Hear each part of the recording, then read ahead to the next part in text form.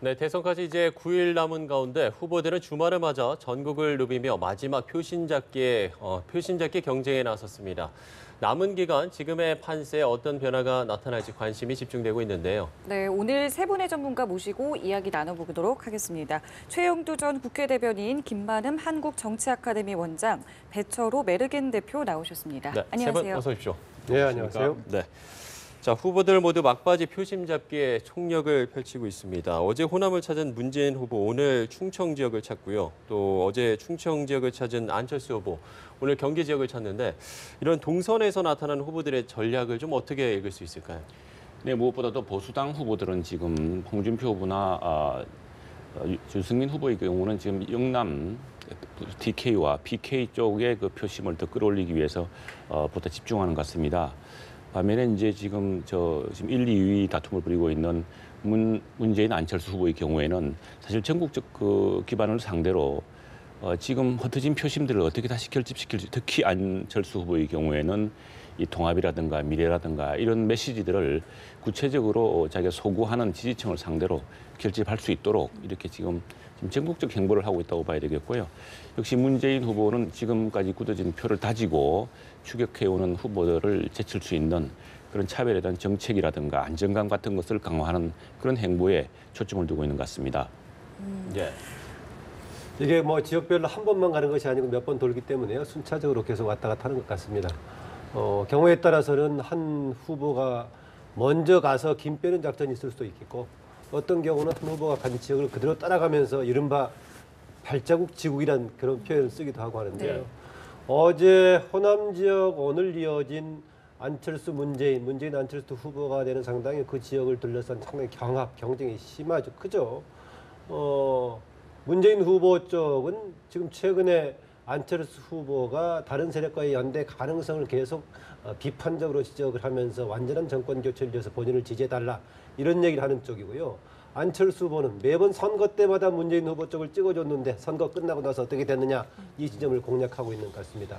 오늘 다시 또 뭐 어제 갔던 충청 지역, 경기 지역 가고 있는데 충청 지역은 이른바 중원이라고 하는 점에서 안철수 후보는 이전에 상당히 연대성을 강조했던 반기문, 안희정 두 사람이 그 지역에 가지고 있던 특성을 본인이 지금 가지고 있다는 점을 계속 강조를 하고 있는 것 같고요. 예. 아무래도 문재인 후보는 지역을 향해서 정책을 가지고 얘기할 가능성이 있어 보입니다. 과거의 세종시 문제라든가 이런 쪽이고요.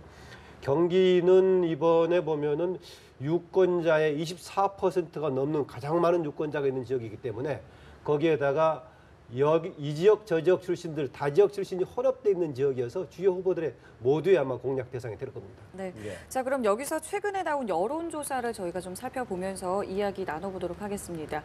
한국갤럽에서 조사한 내용인데요. 문재인 후보가 1%포인트가 하락을 해서 40%, 안철수 후보가 6%포인트가 떨어지면서 24% 나타내고 있습니다. 그동안 저희가 양강구도라고 했던 안철수, 문재인, 또 문재인, 안철수 후보의 지지율 격차가 16%포인트 정도 벌어졌다고 지금 볼 수가 있는데요. 배 대표님께서는 지금 저 지지율 격차가 벌어지는 부분에 대해서 어떻게 분석을 하고 계신가요? 갤럽 조사뿐만 아니라 다른 조사를 보더라도 문재인 후보는 40% 수준에서 강보합 양상을 보이고 있고 안철수 후보는 2주 전까지만 해도 오차 범위 내에 붙어 있던 것이 지금 20% 초중반.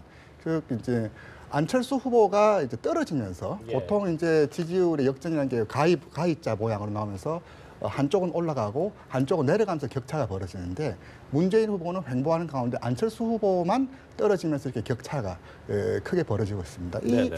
요인은 아무래도 안철수 후보 지지층 구성에서 우선적으로 좀 볼 필요가 있습니다. 안철수 후보의 지지층의 균질성이 문재인 후보 대비 상대적으로 좀 다양하고 낮고 또 충성도가 낮다는 이런 좀 특징을 가지고 있고요. 지지도 하락의 원인을 보자면 2주 전부터 집중적으로 제기된 네거티브 공세 그리고 안철수 후보 지지층을 지금까지 쭉 끌고 왔었던 보수층의 표심이 이제 안보 이슈가 이제 고조됨에 따라서 예. 문재인 후보를 잡을 안철수 후보를 찍어야 되냐. 보수의 가치와 정체성을 중심으로 유승민, 홍준표 후보에게 찍어야 될 것이냐. 이렇게 좀 분산된 그런 효과. 또 한편으로는 이제 텔레비전 토론에서 좀 반등의 모멘텀, 존재감을 부각시키지 못했던 뭐 이런 요인에서 좀 찾을 수가 있을 겁니다. 구체적으로 보자면 갤럽의 2주 전 조사와 비교했을 때 대구 경북 TK에서 안철수 후보 지지가 48%에서 이번에 19%, 즉 29% 포인트, 절반 이상이 하락됐고요. 50대에서 보자면 51%에서 22%, 29% 포인트. 저 이제 TK와 50대 이 두 가지 층에서 지지율 전체를 좀 하락을 좀 주도한 것으로 좀 특징 지을 수 있습니다. 예, 이런 가운데 안철수 후보가 이 개혁 공동정부로 어떤 승부수를 좀 띄우는 모양새거든요. 네, 이런 부분들이 남은 기간 동안 지지층을 좀 결집하는데 어떤 좀 효과를 나타낼 수 있을까요? 어떻게 보십니까, 원님? 주요 후보가 대부분 다 연합정부, 공동정부를 얘기하고 있는데요. 28일 날 안철수 후보가 특히 개혁정부 얘기했던 것은 뭔가 분위기를 새롭게 좀 전환시키려는 그동안의 문제점을 보완하려는 그런 의도가 굉장히 강했다라고 볼 수 있겠습니다. 28일 그저께죠. 사실상 그날 개혁 공동정부 안을 발표를 하면서 제가 아는 바로는 저녁 시간대는 김종인 전 더불어민주당 대표가 추가로 본인의 발표를 하면서 개헌이라든가 이런 문제를 아마 쟁점화시킬 계획을 가지고 있었던 것으로 알고 있습니다. 그런데 그날 마침 또 트럼프가 10억 불 달라는 요구를 해버려야 되고 그것이 쟁점화되면은 자칫 소재가 될 수 있는 중요한 소재를 물타기가 되어버릴 소재가 있다. 해서 아마 오늘 발표되는 가능성이 있어 보이긴 합니다. 이 보완하는 효과를 두세 가지를 겨냥을 하고 있는데 과연 얼마나 그걸 받을 수 있을지는 두고 봐야겠습니다. 일단은 안철수 후보가 그동안의 TV 토론 과정 등을 봤을 때 뭔가 믿음직스러운 측면에서는 좀 부족했다 이런 이미지가 조금 있었단 말이죠. 여기에다가 팀으로서 김종인 전 대표 등이 가세한다면 조금 보완될 수도 있을 소지가 있다는 거고요. 한때 삼지대라고 얘기했던 중간 세력들이 이제 최근에 안보 논쟁이 되면서 양분돼 버렸는데 다시 좀 끌어모을 수 있는 계기를 만들 수 혹시 있나라는 점이고요. 또 하나 아마 김종인 전 대표가 등장하면서 개헌 문제를 굉장히 강하게 제기할 가능성이 있습니다. 국민의당 차원에서는 개헌을 내걸긴 했습니다만 안철수 후보 본인은 그렇게 적극적이지 않았었고요. 이번 논의 과정 속에서 안보가 쟁점이 되면서 물 건너갔었는데 지금 새롭게 새 대통령, 새 정부가 출범한다면 개헌과 더불어서 다른 뭔가 과도기적인 개혁 조치가 필요하다. 이 부분을 저는 김종인 전 대표가 나오면서 강력하게 제기할 것 같은데 이런 등등이 과연 유권자들에게 얼마나 먹혀 들어갈지 이게 변수가 될 것 같습니다. 네. 홍준표 후보 같은 경우에는 사실 지난 한 주 동안 참 여러 가지 논란이 있었는데도 불구하고 상승세를 좀 타고 있다라고 분석을 많이 하고 있거든요. 왜 그렇다고 보십니까? 이제 전통적 보수 표심들이 과연 현재의 안보 위기라든가 이런 상황에서 누가 다음에 우리나라를 책임질 것인가에 대한 고민이 깊어졌기 때문이죠. 그걸 그동안은 이제 안철수 후보에 대한 기대감이 있었는데 안철수 후보 이 선거운동이 본격화되면서 역시 그 의석수가 많은 그리고 또 영남 쪽에 의석수가 집중되어 있는 이 한국당으로서는 아무래도 선거운동이 본격화되면서 이제 바람을 타기 시작했다고 봅니다. 그리고 또 안철수 후보에 대한 약간의 의구심이랄까, 그 이탈한 표심 이런 것들이 이제 모이고 있는데 그동안 사실 당 지지율도 낮았고 또 후보 지지율도 낮았는데 15%가 상당히 그 매직 포인트랄까 이게 상당히 중요한 지지율입니다. 왜냐하면 이렇게 되어야지만이 한국당이 이번 대선에 서로 못 이기더라도 선거운동 비용을 다 보전받게 됩니다. 지금 선거운동이라는 것이 이 지방 당사를 담보로 지금 대출을 받은 거거든요. 만일 이 선거에서 15%까지 못 이기게 되면은 상당히 어려운 상황이 대선 이후에도 처해지게 됩니다. 당 입장에서는. 그런데 15%를 지금 일부 조사에서 넘는 것으로 나오고 있고 또 당 내부적으로 보면은 한 20%까지 가능한 거 아니냐라는 이제 낙관론이 좀 피고 있는 것 같습니다. 거기에다가 홍준표 후보 본인은 박근혜 대통령을 전에 지지했던 지지율이 52%였습니다. 지금 뭐 탄핵 이후에 상당히 의기소침해 있기 때문에 그 표를 다 가져올 수 없다 하더라도 80%만 내한테 모아주면은 내가 40% 정도의 득표를 얻게 된다. 그러려면은 지금 대통령 선거 구도가 문재인, 안철수 그리고 홍준표 이 3분 구도이기 때문에 내한테 유리하다라는 상당히 그 낙관적인 그런 구도를 내놓고 있습니다. 이런 구도에다가 지금 이제 안보 상황이 격화될수록 그리고 보수 후보 지금 양강 구도라고 아까 했습니다만 문재인, 안철수 후보가 팽팽하게 맞설 경우에는 사실은 보수 표심으로서는 더구나 여기 한국당이라든가 한국당과 또 홍준표 후보가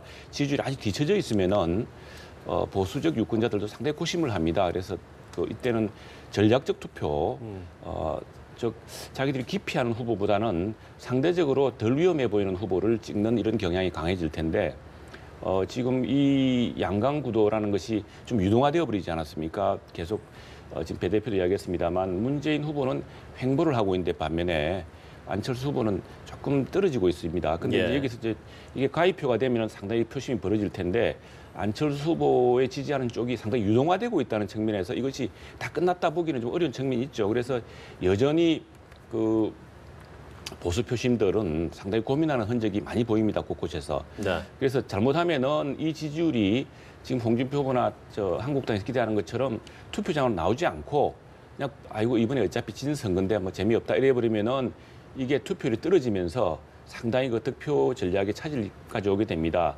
반면에 이제 이게 더 팽팽해지고 하면서 이 요체는 지금 구도상으로는 15%를 일단 돌파할 것으로 보이고 또 뭐 희망대로 20%도 불가능해 보지는 않는데 보다 이 50대 지지층, 전통적인 보수 지지층들의 열성적인 지지를 어떻게 좀 더 끌어낼 수 있는 그런 어떤 견인력, 이런 어떤 강력한 메시지 그리고 신뢰 이런 것들을 얼마나 회복하는가 큰 관건이겠고요. 또 여기에는 또 유승민 후보가 끝까지 지금 전력 질주하고 있기 때문에 네. 유승민 후보와의 그 차별성을 통해서 이 문제 지금 유승민 후보도 나름 또 그쪽 일정한 표심을 지금 갖고 있거든요. 그래서 이쪽 양쪽에 그 부담이 있습니다만 이 한국당으로서는 어쨌거나 전통적 지지층의 어떤 열성을 얼마나 끄집어낼 수 있느냐. 지금 그걸 위해서 전력을 하고 있는 것 같고 유세도 그쪽으로 집중하고 있고요. 전통적으로 뭐 박정희 전 대통령이라든가 또 박근혜 전 대통령에 대한 전통적 지지층을 끄집어내기 위해서 상당히 그 분투하고 있는 것으로 보입니다. 근데 그게 얼마나 과연 효과를 발휘할지 그리고 그 전통적 지지층들이 끝까지 이 투표장으로 얼마나 나올 수 있을지 이것들이 큰 관건이 되겠습니다. 예. 적어도 보수와 홍준표 후보 관련 이거 두 가지를 고려해야 된다고 봅니다. 하나는 홍준표 후보가 그동안에 상당히 강성 보수를 자극하는 발언으로 지지를 일정하게 이끌어왔는데 예. 과연 조금 더 다수의 보수의 지지를 받으려고 했을 때 그런 포지션이 어울릴 것인가 라는 건 충분히 생각을 해볼 수 있겠고요.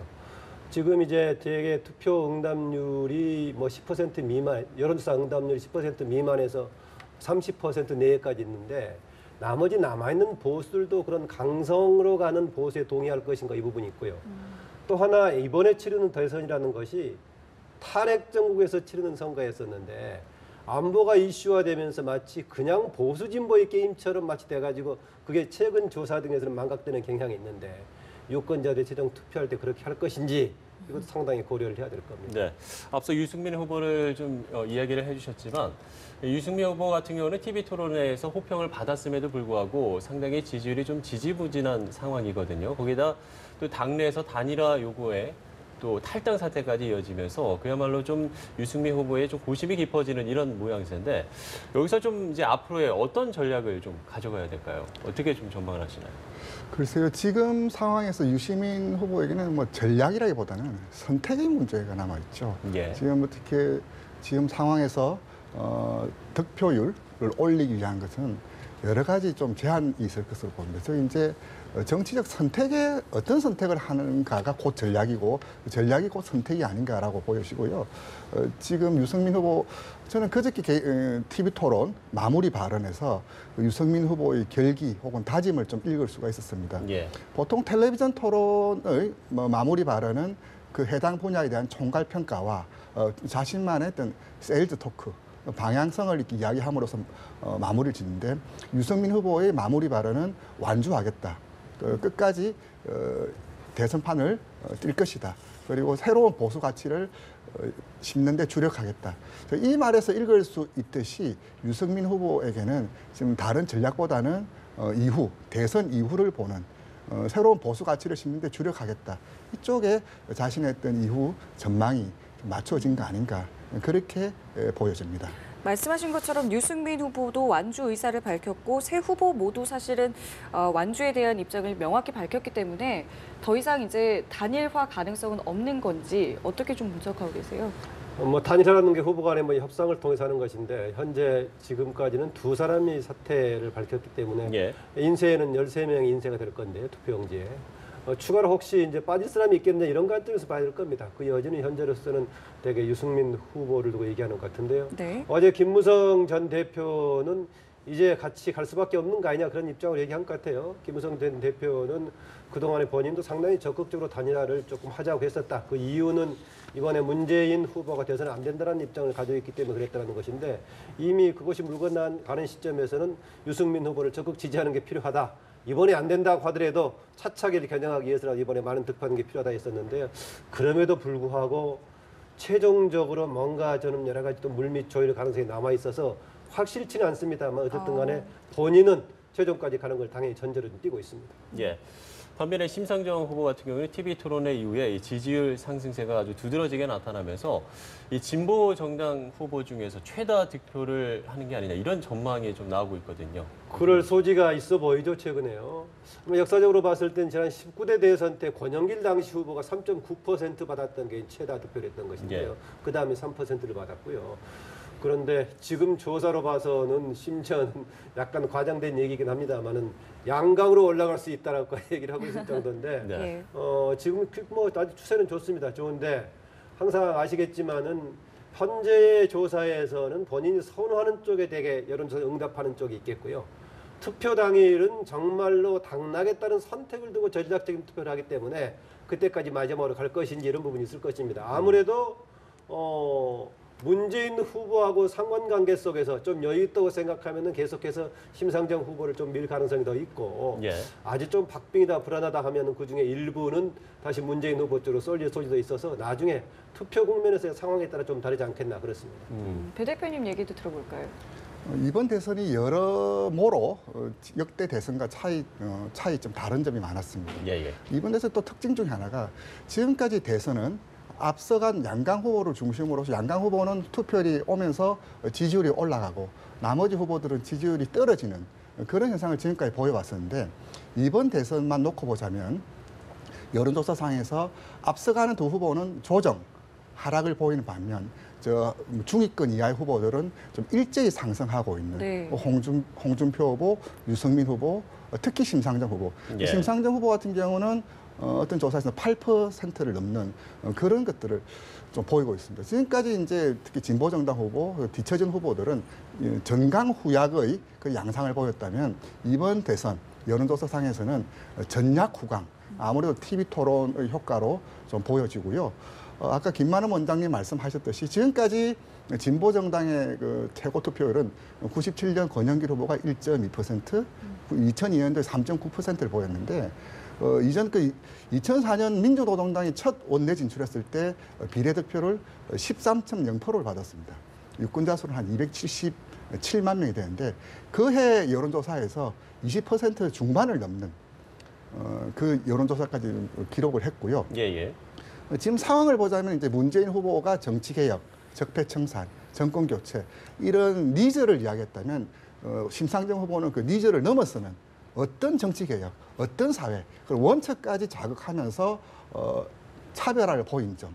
이 점이 심상정 후보의 진보적 아젠다, 정체성을 분명하게 보여줬고 그것이 TV 토론이나 메시지로 나타나면서 상승을 만든 당분간 이 상승은 굉장히 좀 견조하게 흐르고 있다는 점도 과거하고는 다른 점이라고 볼 수 있습니다. 네. 그동안 참 많은 이슈들이 있었는데요. 말씀 중에 이야기가 나왔습니다마는 사드 논란이 확산이 되고 있는데 이 부분이 과연 앞으로 남은 시간 동안 어떤 변수가 될 거라고 보시는지요?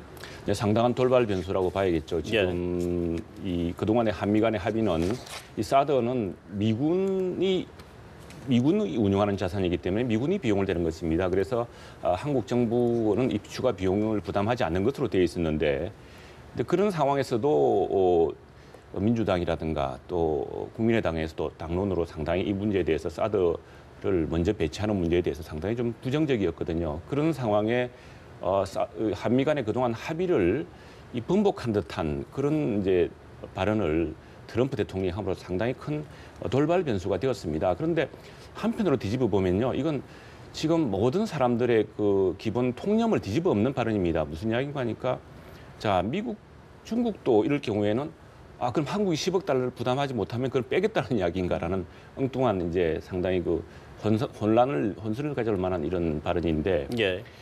그 뭐 결론부터 이야기하자면 한미 양국은 특히 미국 쪽도 그랬고 이것은 그 미국이 한국에 팔 수도 없는 부분이고 또 그건 미군이 이 비용 부담은 당연히 미국이 내는 것이다라고 이렇게 정리가 되고 있습니다. 그런데 이 트럼프 발언이 이제 상당히 돌발 변수가 되면서 한편으로 모든 통념을 뒤집었다고 하는 것은 뭐냐면은 자, 사드는 미국의 이익을 위해서 미군의 이익을 위해서 운용되는 것이다라는 것이 통념이었습니다. 그런데 지금 트럼프 발언의 기저에는 뭐냐면 이건 한국을 방어하기 위한 것이기 때문에 한국이 부담해야 된다는 수익자 부담 원칙을 이야기한 거거든요. 예. 그래 될 경우에는 이 FTA도 마찬가지입니다. FTA를 했을 경우에 미국이 이익을 본다는 것이 당시 여당에서도 그랬었죠. 많은 우리 그 FTA 반대론자들의 이야기인데 아니 FTA를 하고 나니까 한국이 큰 이익을 보았으니까 나쁜 FTA다. 그게 바꾸겠다라고 하는 것이거든요. 이거 통념을 뒤집는 이야기입니다. 이게 무슨 이야기인가 하니까 사드를 둘러싸고서 그동안 우리 사회에서 있었던 여러 가지 그 논란들 이것은 우리 안보의 이익이 아니라 미군을 위한 또는 미국의 동부가 중국을 견제하기 위한 전략적 이익 때문에 배치되는 것이다라고 이야기했는데 트럼프는 그게 아니다. 이건 한국을 위한 것이고 한국이 비용을 내야 되고 그렇지 않으면은 우리 한국을 위해서 우리가 무한 공짜로 제공할 수가 없다라는 이야기를 한 겁니다. 네. 이 통념을 뒤엎는 것이기도 하기 때문에 이건 그 돌발 변수이기도 하면서도 한미 간의 진정한 이익이 무엇인가 그리고 과연 이것이 그동안 우리 한국 내에서는 미국의 이익을 위해서 우리 경제라든가 우리 안보가 이용당해 왔다라는 이런 이게 일반적인 인식 통념이라고 할 수 있는데 트럼프는 그걸 뒤집어 엎어버렸거든요. 그랬을 경우에 근본적으로 사람들이 이제 의구심에 처해지는 겁니다.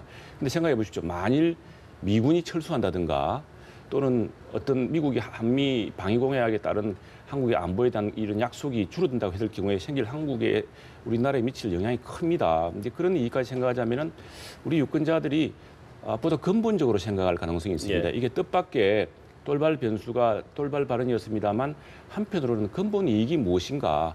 이게 이 사드라든가 FTA가 누구한테 근본적 이익이 되는 것인가라는 문제에 대해서 다시금 생각하게 됐고요.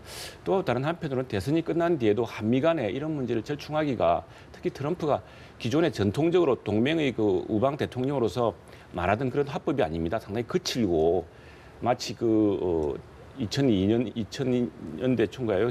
예. 부시가 대통령 되었을 때 김대중 대통령과의 그 상당히 대화의 어떤 큰 절벽을 보는 듯한 이런 상황이어서 이것들이 그 대통령 선거 이후에도 한미 관계에 상당히 큰 어떤 변수가 부담 될 것이죠. 요인으로 남을 것 같습니다. 알겠습니다. 자, 마지막 질문 좀 답변을 좀 짧게 듣겠습니다.